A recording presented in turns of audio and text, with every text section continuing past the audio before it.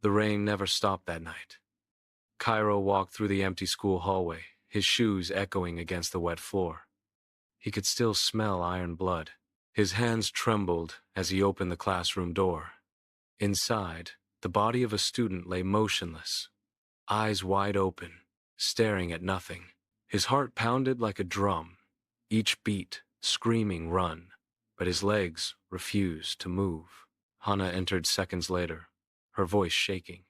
"Kairo, what did you do?" Her fear stabbed deeper than the sight of death itself. He looked at her, silent, confused, terrified. I just found him like this." His words broke, barely escaping his lips. Inside, guilt spread like poison, even though he wasn't sure why. Outside, thunder roared. Rio appeared, soaked from the rain, his expression torn between disbelief and anger. "This is no accident," he said. "Someone wanted him dead." Cairo's chest tightened. Something about those words felt too familiar, like an echo from a dream. As the police sirens drew closer, Misa watched from the end of the hallway. A faint smile crossed her face. Not of joy, but recognition. Under her breath, she whispered, "It's starting again." Kairo glanced at the mirror beside the door, and for a moment, he saw his reflection blink, even though he didn't. The next morning, the school was silent. Police tape crossed every hallway, but the whispers never stopped. Kairo sat in the empty classroom, staring at the empty seat where the body had been. His mind screamed questions, but no answers came. He felt like someone was watching him, not from the room, but from inside his thoughts. Hana entered quietly. "They think you did it," she said, voice trembling. Her eyes were red from crying, but her heart carried something deeper, doubt mixed with hope. Kairo clenched his fists. "I didn't. Hana, you know me." She nodded slowly, but fear clouded her trust. Rio stormed in, angry. "The police are useless.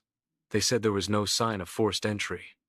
Whoever killed him had a key." His voice echoed, sharp and accusing. Kairo felt his chest tighten. "You think it's me?" Silence filled the air like smoke. Before anyone could speak again, Misa appeared at the door, holding an old mirror wrapped in cloth. "You're all looking in the wrong place," she said. Her tone was calm, almost too calm. "The killer isn't outside.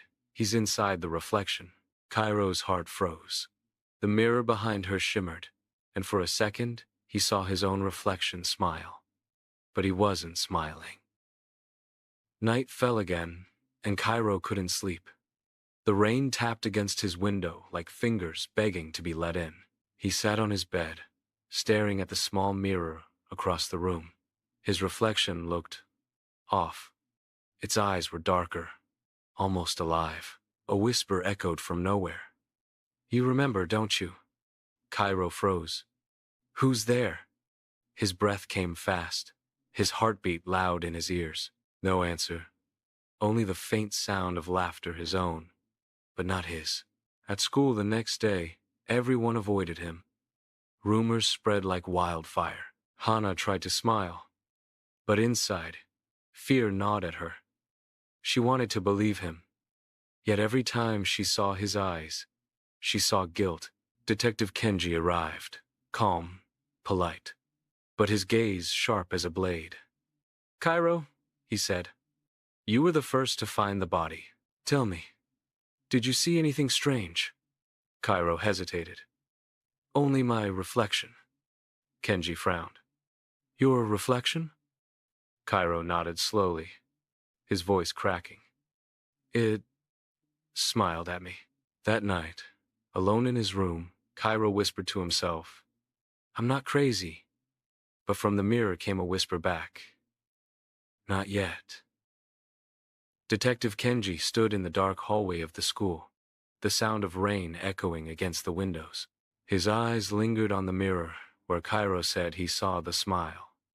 There, faint but real, a bloody fingerprint at the edge. He touched it gently. It was warm. "Kairo wasn't lying," he whispered. For the first time in years, his heart pounded with the same fear he felt that night 5 years ago when another student was found dead. Same place, same rain, same mirror.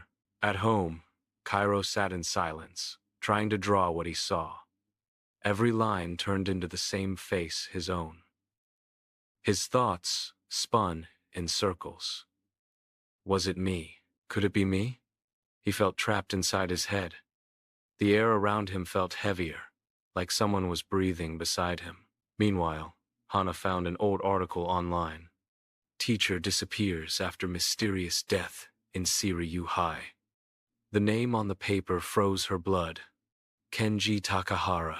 She ran to Kairo's house, panic in her chest. Kairo, your detective, he's the one from the first case. Kairo's eyes widened. What are you saying? Before she could answer, the lights flickered. The mirror on his wall cracked slowly, forming a smile.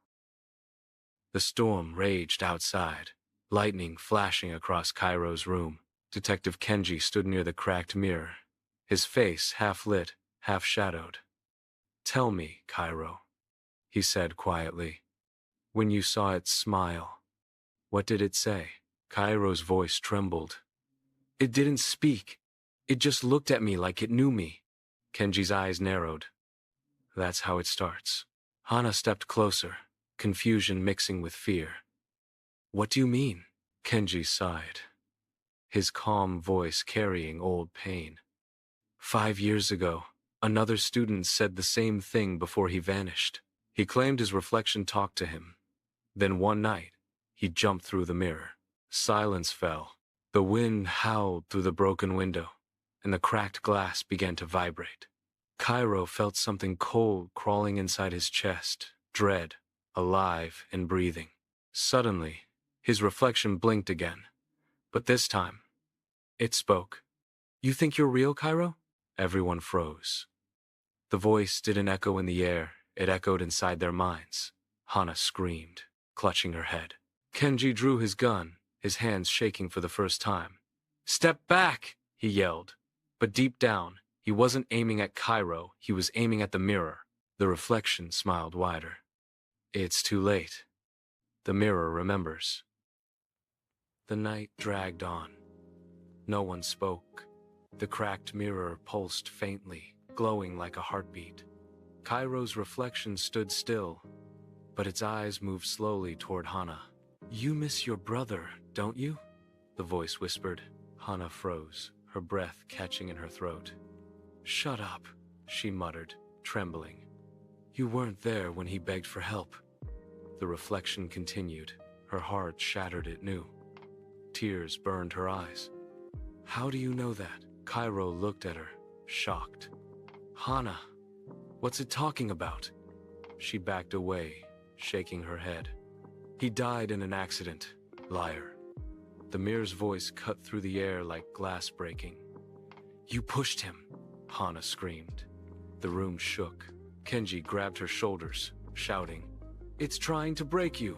Don't listen. But his voice sounded distant, drowned under the whispering reflection. Kairo fell to his knees, his hands over his ears. His heart pounded like thunder inside his skull. Stop! Stop talking! He cried. Then the reflection turned to him. Its grin widened unnaturally. You were there too, Kairo. You just don't remember yet. The lights exploded. For a brief moment, everyone saw a second Kairo standing behind the glass. Older, colder, eyes filled with blood. Then the mirror went dark. Detective Kenji sat alone in his office, the rain still whispering against the window. He opened the old police file marked Kairo Sato, Incident 09. Dust rose like ghosts from the pages. His eyes widened as he read the report. Fire at Sato residence. One survivor, male child, age 8, declared brain dead for 2 minutes before recovery. Kenji's hand shook. 2 minutes, he whispered. The report continued. Subject exhibits signs of memory loss and reflection hallucinations. At the bottom was a signature his own. He had been the one who wrote the report. Meanwhile, Kairo sat with Hana in the school basement, hiding. The air smelled of mold and fear. I don't understand, he muttered.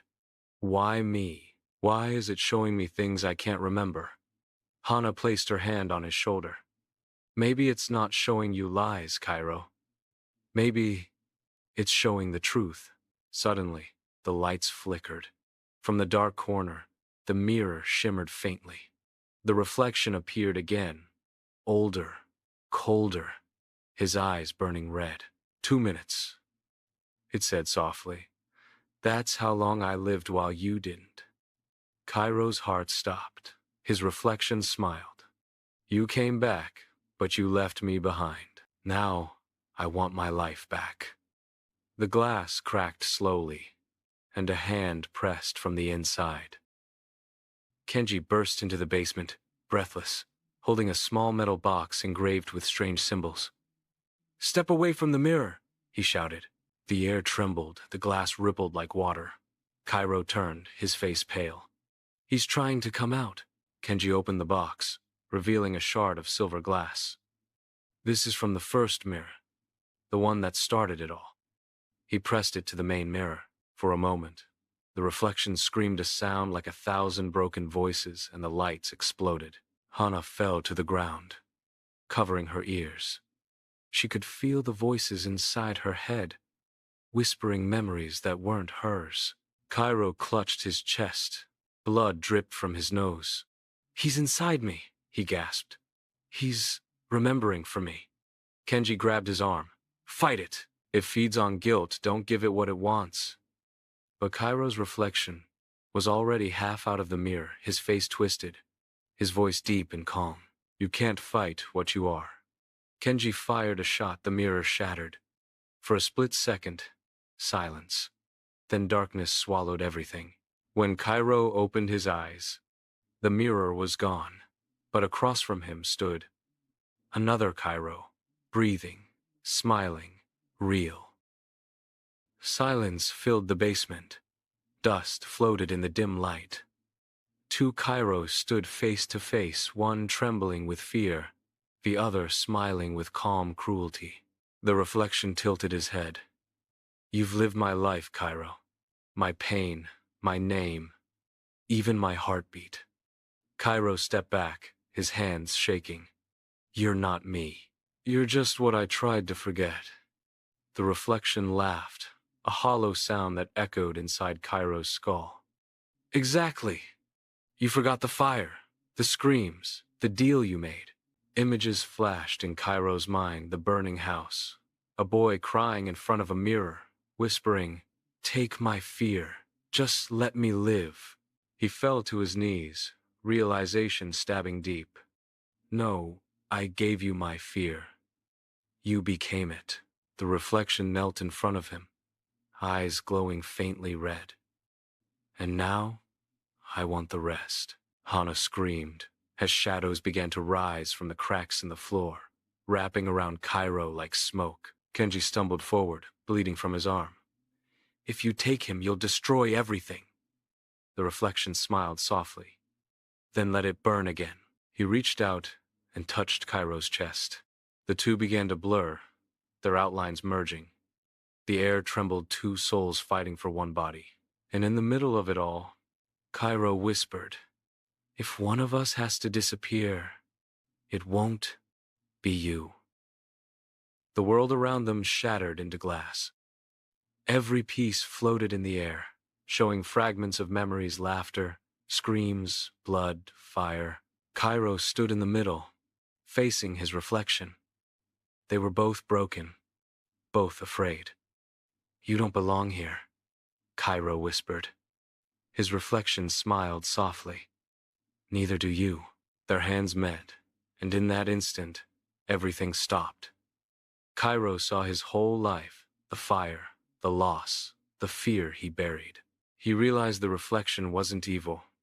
It was him, the part that suffered alone when he tried to forget. I'm sorry, he said, tears burning his eyes. You didn't deserve to be trapped. The reflection's eyes softened. Then let's end this together. The glass around them began to glow. Hana screamed from far away. Kairo, don't! But it was too late. He smiled one last time. Tell them! I'm finally free! He stepped forward into the reflection. Light exploded, then silence.